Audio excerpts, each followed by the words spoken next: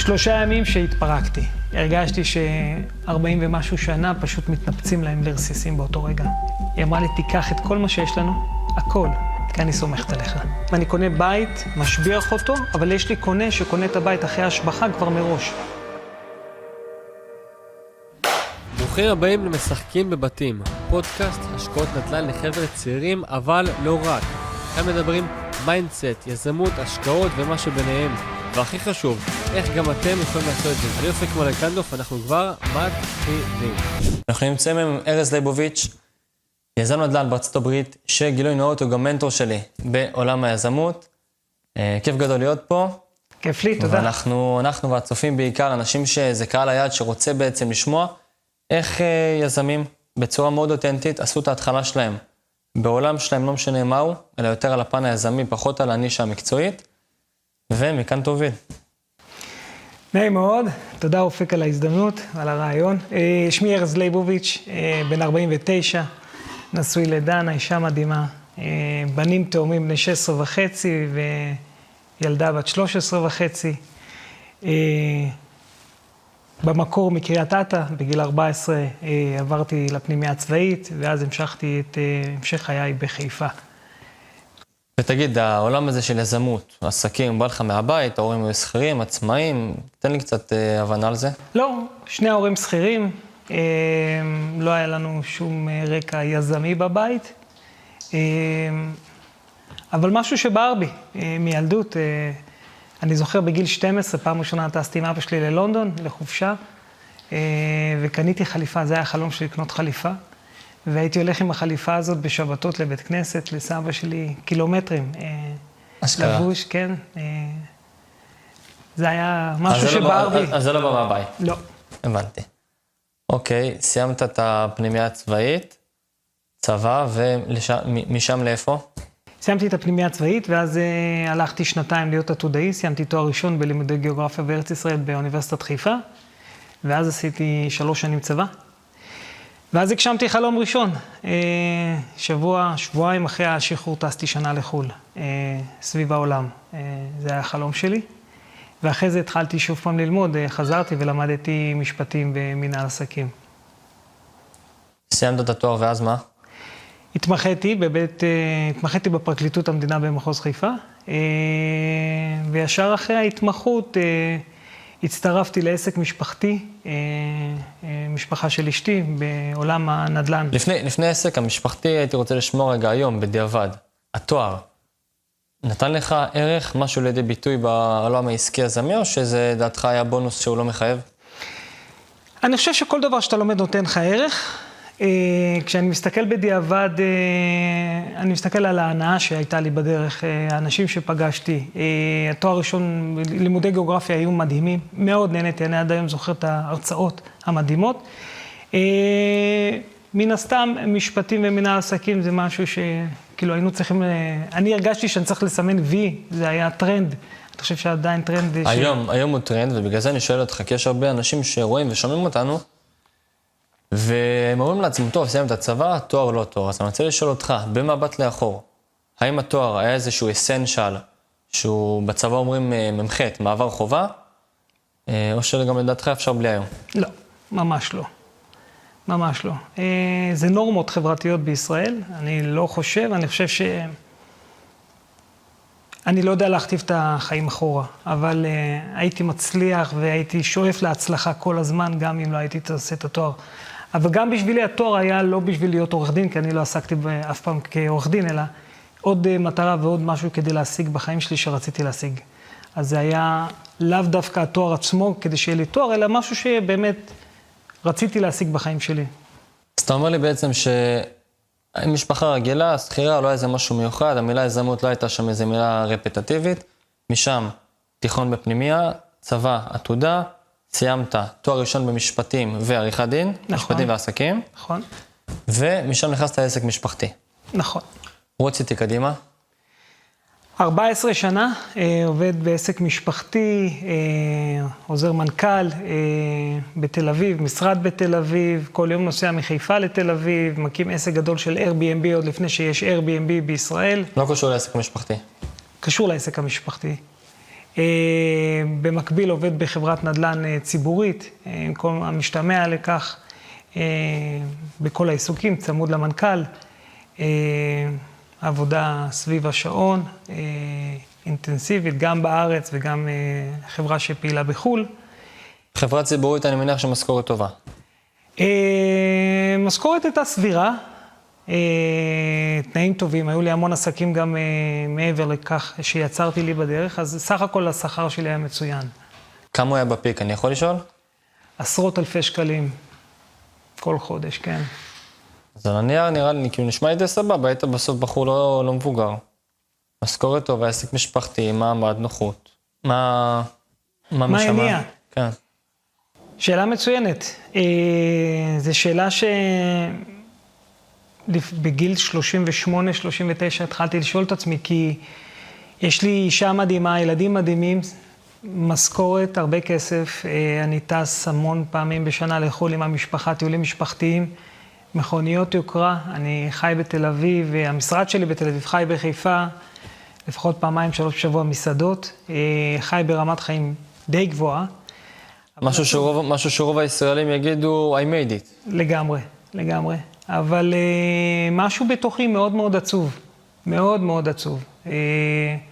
ומתחיל לשאול שאלות. הייתי מוצא את עצמי לא מעט קם בבוקר ולא מסוגל לנסוע לתל אביב. משהו בתוכי היה עצוב, הייתי יושב באוטו, ולא מעט בוכה גם. ולא ידעתי, הייתי יושב עם עצמי ואומר, יש לי, כמו שאמרת, אישה טובה, משכורת טובה, כסף, כל הדברים החומרים, הכל מדהים. מה אני רוצה? ולא טוב לי. אז או שאני לא בסדר, וצריך לטפל בעצמי, או שאני לא יודע מה. וזה לקח אותי להמון שאלות. ובמיוחד בתקופות שהיה חורף, שהמזג האוויר נהיה אפור בחוץ, העבודה בתל אביב טיפה הייתה יורדת מבחינתי, אז זה עוד יותר היה מכניס אותי לתקופות שהייתי, ואשתי ידעה שבתקופת החורף אני עוד יותר ככה צונח ומתכנס בעצמי ועצוב ולא רגוע. כשבחוץ באופן ארצי וחומרי, הכל מצוין. אבל משהו בפנים מאוד מאוד לא רגוע ועצוב. באותה נקודה הבנת מה יחסיה? לא. מתי כן הבנת? זה היה תהליך שהבנתי מה חסר. באחד החורפים, חורף 18, אשתי מביאה לי ספר לקרוא. פריצת גבולות של אלון אולמן. אני הסתכלתי עליה ככה קצת באי הבנה, כי אני מעולם לא קראתי ספרים, לא עניין אותי לקרוא ספרים, לא הבנתי מה אנשים נכנסים לסטימצקי, לקנות ספרים. זו הייתה המחשבה שלי באותה תקופה. והתחלתי לקרוא את הספר, כי גם שימם לי קצת וגם היא קנתה לי, אז אני צריך לקרוא. אבל נסחפתי כמו במנהרת הזמן, הרגשתי שמשהו מושך אותי בצורה כל כך עצומה ואנרגטית, וקראתי את הספר ליד, כי גם לא הייתי רגיל לקרוא ספרים, וגם כי מאוד התעניינתי, לא רציתי שהספר יסתיים. ובסוף הספר ראיתי שיש אתר אינטרנט ויש סדנאות, והסתכלתי על הסדנאות וראיתי אנשים קופצים ושמחים. אמרתי אז הלכת לסדנה של אלון פריצת גבולות. הלכתי לסדנה, אבל זה נראה לי הזוי בכלל ללכת לסדנה הזאת, כי זה היה, נראה לי קאט. אנטיתזה. זה לא אני וזה לא מעניין אותי, אבל משהו בתוכי נשמר. אבל כמו שהכל מדויק בחיים, בסוף הכרתי מישהו דרך מישהו שעשה את הסדנה, ועשה איתי איזו עבודה עסקית בחברה, והוא שלח אותי לעוזר האישי של אלון אולמן, ובאוגוסט 18 עשיתי את הסדנה. 3 ימים שהתפרקתי. הרגשתי 40 ומשהו שנה פשוט מתנפצים להם לרסיסים באותו רגע. ככה הרגשתי. לרמת הדמעות? 3 ימים של בכי. 3 ימים של בכי, של התרסקות, כי התחילו ליפול לי כל כך הרבה אסימונים באותו רגע, ויום למחרת הסדנה טסנו ליוון, טיול משפחתי, ואחד הדברים שאלון אולמן דיבר עליהם באותה תקופה זה הספורט, ואני החלטתי ואני שנאתי לרוץ, גם ממש. היום אתה רץ? היום אני רץ כל יום. כל יום? כל יום אני רץ. והלכתי, נסענו ליוון והחלטתי שאני עולה על ההליכון ביוון, וכל בוקר רץ 5 קילומטר, גם אם צריכים לקחת אותי באלונקה. וכך היה, רצתי כל בוקר 5 קילומטר, ואני זוכר את זה שפשוט נדהמתי מעצמי, מהרצון שהחלטתי, ואני עושה את זה. מילה ברזל. וזה לקח אותי אז לתהליכים מאוד מאוד, לעוד סדנאות, גם של אלון אולמן, גם סדנאות אחרות, ולכל העולם ההתפתחות האישית, וזה גם הביא אותי לנקודה שהחלטתי להתפטר. לעזוב את כל מה שהיה לי בעסק ואת התפקיד שלי בעסק המשפחתי ואת העסקים הפרטיים שלי החלטתי. אם הייתי צריך לשאול אותך, מהי נקודת המפנה? מהי נקודת העוררות? תתמצת לי אותה למשפט. הנקודה בה נחשפתי להתפתחות האישית, שאני צריך לעבוד על עצמי לפני שאני עובד בחוץ. כלומר, עבודה פנימה ולא חוצה. עבודה פנימה. בסוף, היום אני יודע שכל החיצוניות שאנחנו רואים זה מראה של הפנימי שלנו. וכשהמציאות הפנימית שלי מדהימה, אז המציאות החיצונית שלי עוד יותר מדהימה. אתה יודע שזו סצנה בשודדי הקריבים, שהפיראטים, כשיש עליהם את אור הירח והם שותים יין, אז ממש רואים את היין, יוצא להם דרך הבטן. ממש חלולים. וזה תמיד הזכיר לי את היזמים האלה, שאתה רואה שהם עשירים, ויש הרבה כסף, ונשים יפות, והכל נראה הטופ של הטופ. וכשאתה מסתכל על בן אדם, אתה רואה שהוא לא שמח, שהוא לא שבע, והוא לא רווי. ותמיד הדברים האלה אמרו לי, אתה יודע, הרבה פעמים במדיה, מציירים על איזו תמונה שהכסף, החומר, הדברים היותר טנג'יבול, הם מה שעשו אותנו שמחים. וזה ממש יפה לראות ומאוד חד משמעי, שהשמחה והסיפוק הוא פנימה ולא החוצה. לגמרי, ואני חושב שאחד השיעורים שלי הגדולים היו בחיים, זה להיות בשמחה ובאושר, גם אם המצב הכלכלי או הדברים החיצוניים הם פחות טובים, וזה להיות עם אהבה עצמית ועם האושר שהוא בלתי תלותי בשום דבר. וזה לקום ככה כל בוקר, וזו המהות מבחינתי. זאת אומרת, אני לא היום איזה נזיר בודהיסטי, אני איש עסקים ואני עושה דברים ענקיים בארצות הברית. יש לי חברה היום שאני הקמתי לפני שנה, חברה שנייה שלי בארצות הברית, שמתעסקת בפיתוח קרקעות, ואני עובד עם הטופ נשיונל בילדרס בארצות הברית. טופ נשיונל בילדרס זה הבונים הכי גדולים בארצות הברית. נכון, זה הקבלנים הכי גדולים בארצות הברית. אני בקשרים מצוינים איתם, קשרים שבניתי, אני שם רגע זה קאט, כי אמרת לי פה, עצרנו אני החלטתי שאני, מה שנקרא, המודע שלי נכנס לתת מודע, ואני פתאום כן ער למה שקורה, ועכשיו סיפרת על לעבוד עם טופ נשיונל בילדרס וחברה גדולה בארצות הברית. קח אותי רגע עוד פעם לאמצע. התפטרתי עם החברה. אחרי 15 שנה? אחרי 14 שנה. התפטרתי ולא ידעתי מה אני עושה. אין לי מושג לאן אני הולך ומה אני עושה. איך אני מסתדר מבחינה כלכלית, שזה הדבר שהכי הלחיץ אותי. כמה ילדים היה לך שם? 3, עדיין 3. לא נוספו עוד מאז, נוספו בעלי חיים מאז, אבל לא ידעתי מה אני עושה. לא היה לי מושג. היה לי ברור שני דברים, שזה היה לי יסודות. היה לי ברור שאני אעשה נדל"ן, כי אני אוהב נדל"ן, והיה לי ברור שאני אעשה את זה בעולם. איפשהו, אני לא יודע, כי אני מאוד אוהב טייל, ואני מאוד אוהב לטוס, ואני מאוד אוהב מרחבים גדולים. זה כן. גם לפני שהתפטרתי, בשנים לפני ההתפטרות, נסעתי לא מעט פעמים לאירופה לחפש עסקאות נדל"ן קטנות, והיה לי את האפשרות ואת ההון לעשות את זה, אבל עוד לפני שטסתי ידעתי שאני לא אקנה, כי אין לי את האומץ. ופחדתי. זו הנקודה שאני רוצה להתעכב עליה.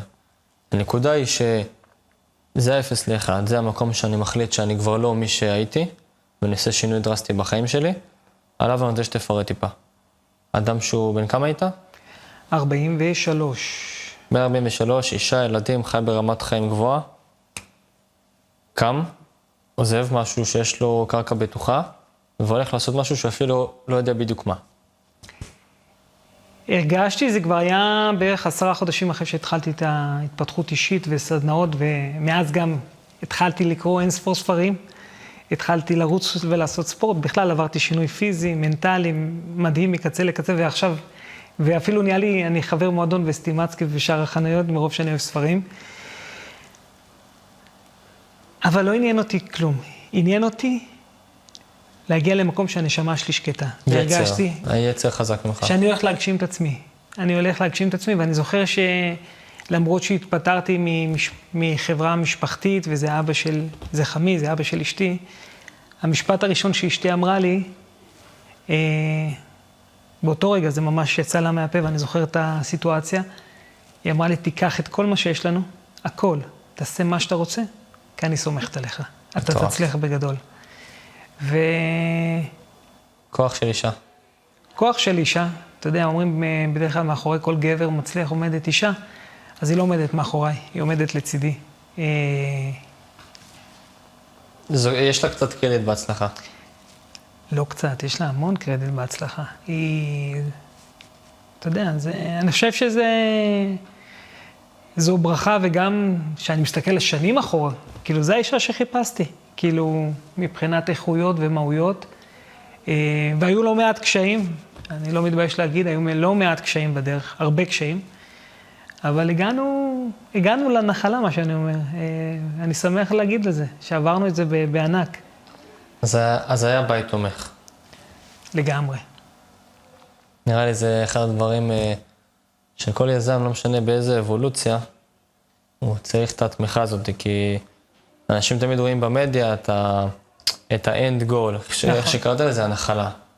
לא מבינים או פחות יודעים, כי זה פחות סקסי, התקופה הזו, של ממש האזור הדמדומים הזה, בין שאין הכנסה יציבה, שהעסק הוא לא יציב, שאין מחזור קבוע, שאין עובדים, שאתה טכנאי בעסק של עצמך, ואתה לא יודע לאן תגיע ואם תגיע.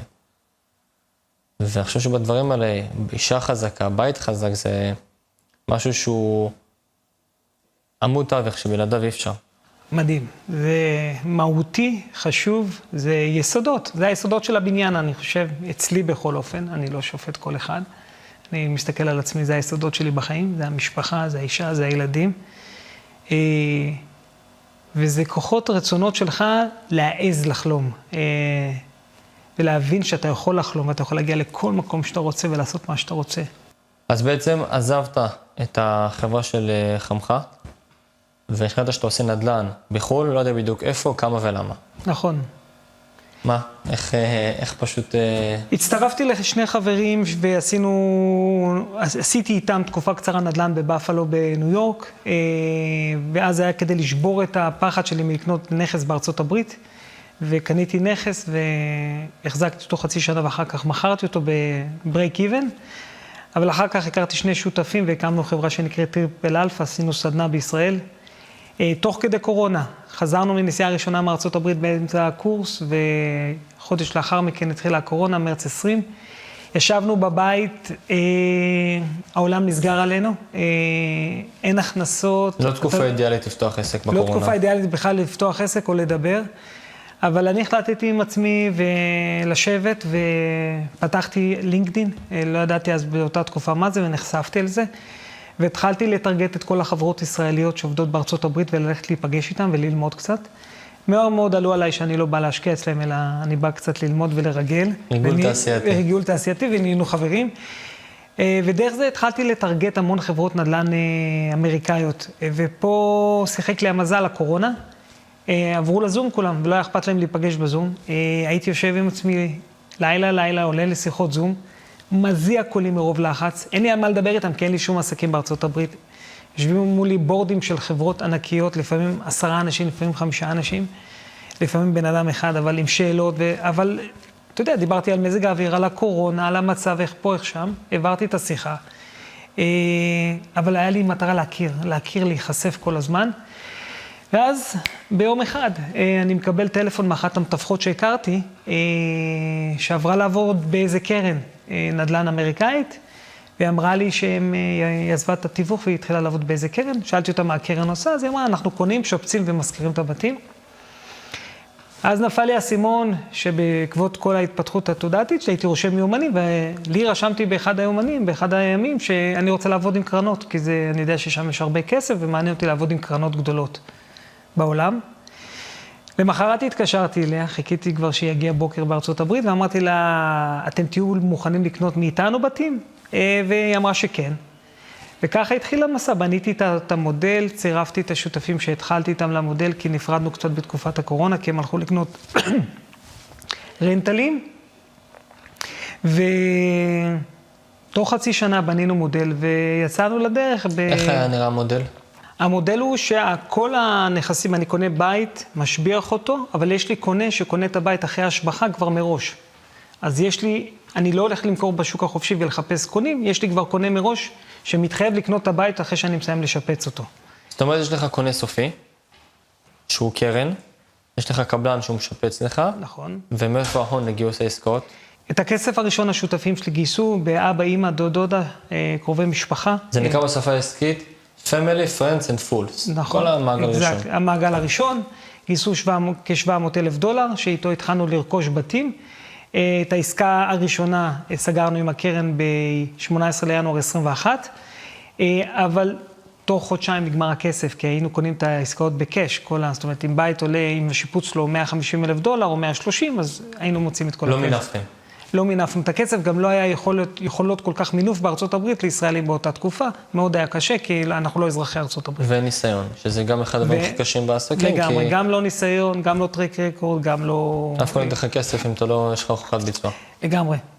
אחרי חודשיים נגמר הכסף, והשותפים שלי פנו אליי ואמרו לי, תשמע, נגמר הכסף, אנחנו חייבים, איך אנחנו ממשיכים, אין דלק. אמרתי להם, אני הבטחתי לכם שאני לא מתעסק עם זה, אבל תנו לי לפתור בעיות ולמצוא בעיה, ובתקופה תקופה כבר הייתי במיינדסט של להבין שלכל בעיה יש פתרון. אנחנו צריכים פשוט להיות אליימנט לעצמנו ולחפש את הדבר הזה. באחד הפודקאסטים שלי שאני עוקב בלינקדין, באזור שאני כל כך התחלתי איתו את העסק, פניתי לאחת הקרנות האמריקאיות על קרנות המימון הכי גדולות בארצות הברית. הכרתי את הסגן, את הווייס פרזידנט של החברה, סטפני, בחורה מדהימה, שסיפרתי לה על המודל, היא אמרה לי, יהיה לי מאוד קשה לעזור לך, אתה מודל מדהים, אבל אתה ישראלי ואין לך כל כך הרבה ניסיון, אבל תן לי לראות מה אני עושה. ואחרי שבועיים היא חזרה עם תשובה חיובית, שבמשך שבועיים אלה הייתי בהתקפת לב לקבל את התשובה, כי זה... Game changer. לגמרי, זה להיות או לחדול.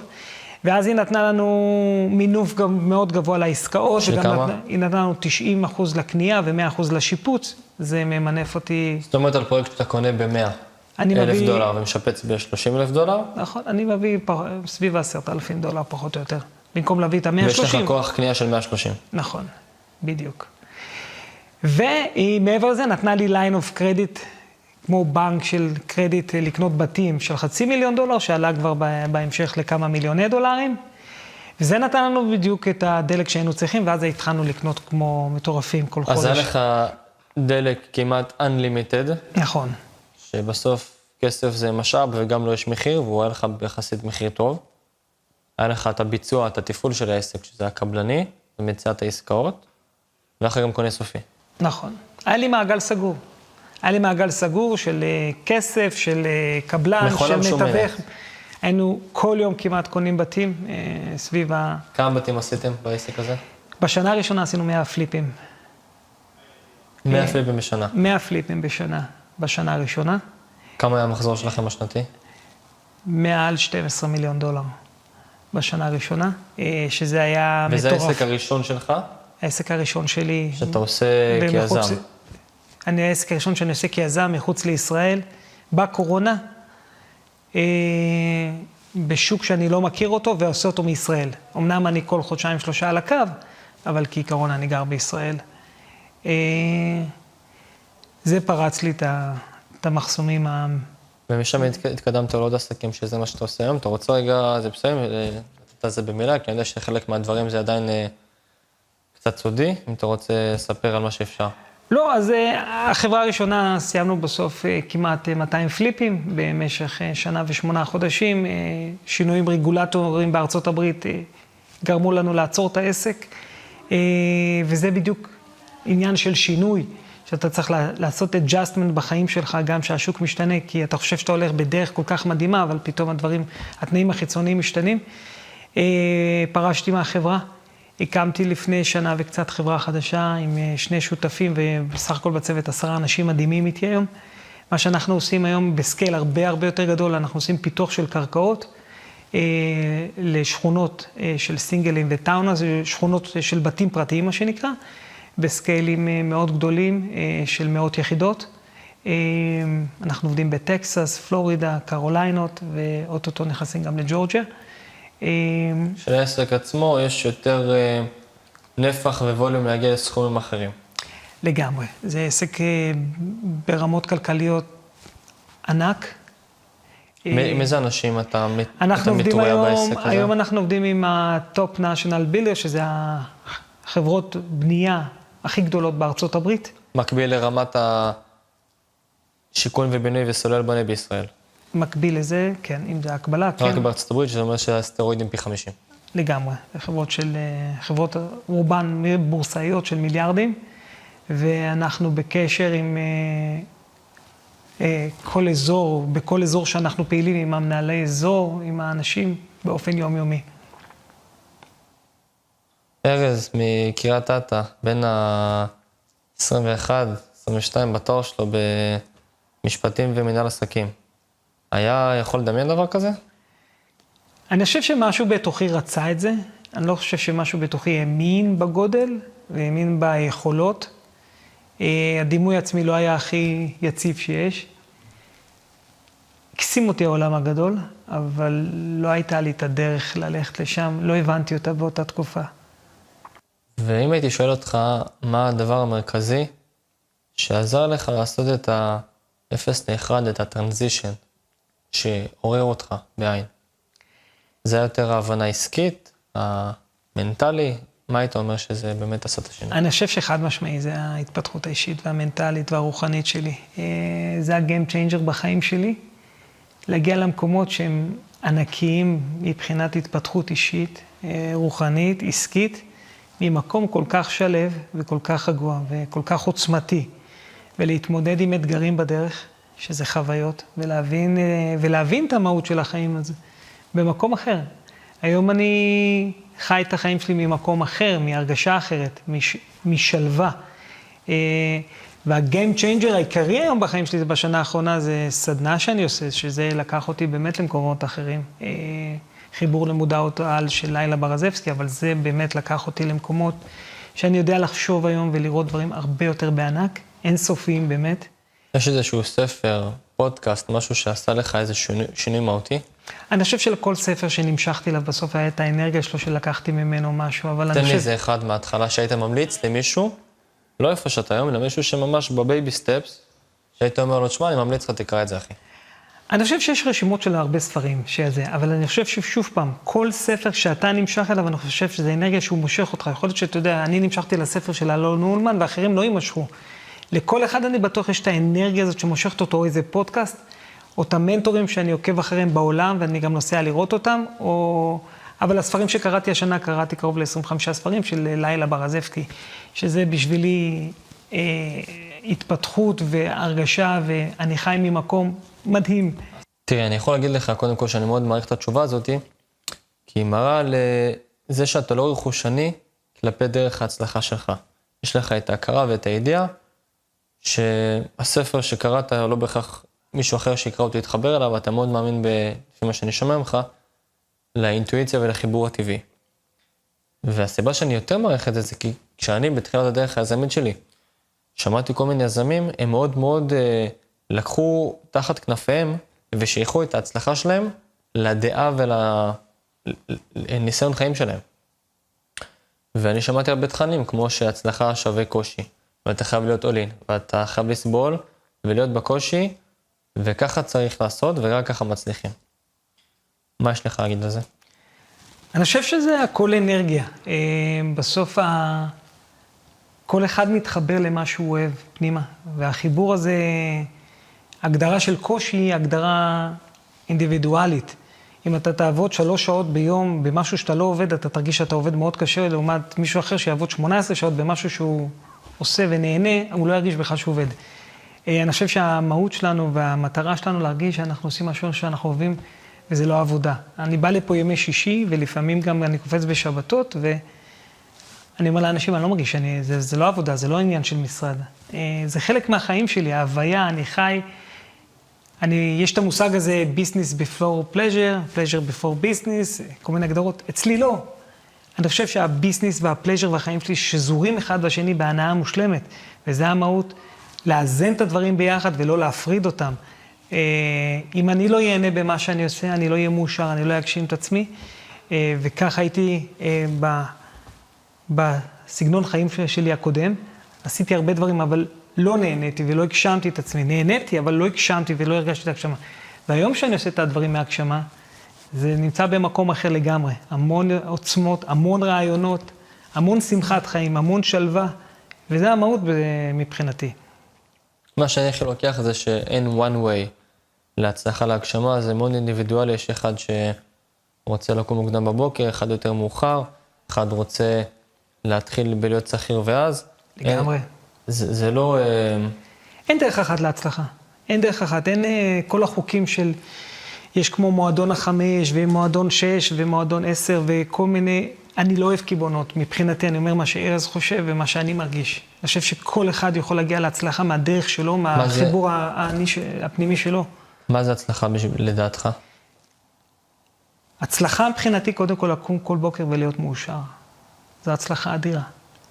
ולהיות שלב, ולהיות באיזון, ולאהוב, להיות באהבה, להיות בלי לשפוט אף אחד, בלי לכעוס, בלי לראות שקורים מצבים סביבך, שהם מצבים מאתגרים לפעמים, שבעבר היית כועס ומתעצבן, ולהכיל אותם ולא... הם לא מזיזים אותך מהדרך שלך, שאתה יודע לאן אתה הולך בחיים שלך, שאתה יודע מה הוא... והיית בתקופות כאלה, אתה למוד ניסיון, אתה לא מדבר רגע מתוך הפלורסנט, עם אחת תקופות, תקן אותי אם אני טועה, שלא הכל היה חדי קרן ממש לא. ודובוני אכפת לי. ממש לא, היו תקופות מאוד מאוד מאתגרות, גם בחברה הראשונה, עם התחייבויות ענקיות. גם היום אני במסע שלי, אני בתחילת המסע שלי, הפרק השני שלי בארצות הברית, עוד לא פרצנו קדימה, אבל אני יודע שאנחנו בדרך, אני יודע מה הייתה התקופה הכי לחוצה הכלכלית עבורך? לפני שנה, בשנה האחרונה, מאוד מאוד מאוד מורכבת, התחייבויות ענקיות וסגירת חברה בארצות הברית, התחייבויות אישיות ענקיות, אבל כל השינוי התודעתי והשינוי הרוחני שעשיתי והשזירה של אחד בשני, לקחה אותי למקום מאוד מאוד מאוד שלב ויודע, של ידיעה והוויה. אני לא מבין את הדברים מהשכל, אני מבין את הדברים בהוויה שלי, אני חי אותם. יש לי כאן איזה משהו לסיום, יכול להיות שהוא קצת יפתיע אותך, זה מה שנקרא בתחבולות תעשה לך מלחמה. זה, נראה למצלמה, זה ארז בין ה-18, וכשאני שם לך את זה ככה ואתה מסתכל על זה, ואתה מדבר איתי על הגשמה ומה זה הצלחה עבורך, ואתה לא מתלה את זה בכסף או הישג או איזו מוסכמה חברתית. הבחור פה שאני רואה אותו בן 18, הוא היה באותה רמת תודעה, הוא חשב בכלל דברים כאלה? לא, זה קודם כל מרגש אותי, אני מרגיש את ארז של פעם, אני רואה אותו. ארז של פעם רצה הרבה כסף, רצה הצלחה, אוהב אנשים, כמו היום, אבל מאוד מבולבל, רוצה לטרוף את העולם, אבל לא יודע את המהות הנכונה. זה לא שהיום אני לא אוהב כסף ולא רוצה כסף, אבל אני רוצה את זה במקומות אחרים. הלמה השתנה? הלמה השתנה מאוד, והדברים, איך שאני עושה אותם, הם השתנו מאוד, וההגשמה הזאת לגמרי, ממקום אחר לגמרי. ואני שמח שהארז הזה גם חלם כל הזמן, הוא לא הפסיק לחלום לרגע. השאיפה. השאיפה, הרצון, האש הפנימית, החוסר פשרה להצליח ולעשות את הדברים בדרך שלי. ואני מאושר ממה שיש היום. לסיום, הייתי רוצה 3 דברים. שהיית אומר למישהו כמו ארז, בן 25, אחרי תואר, אחרי צבא, באמצע תחילת חיים שלו, או גם מישהו באמצע החיים שרוצה לעשות שיפטינג. מה הייתה דבר אחד או 2 שהיית מייעץ להם? קודם כל, תשקיעו בעצמכם בהתפתחות אישית. זה לא קלישה, זה דרך חיים. זה דרך חיים מדהימה, מדהימה, מדהימה. יש 1000 סגנונות, שכל אחד יבחר את הדרך שלו. אני בחרתי את הדרך שמבחינתי, ועברתי המון סדנאות שהיא מדהימה היום, ואני נהנה ממנה, וסיפרתי עליה של לילה ברזבסקי. ודבר שני, dream it, believe it, achieve it.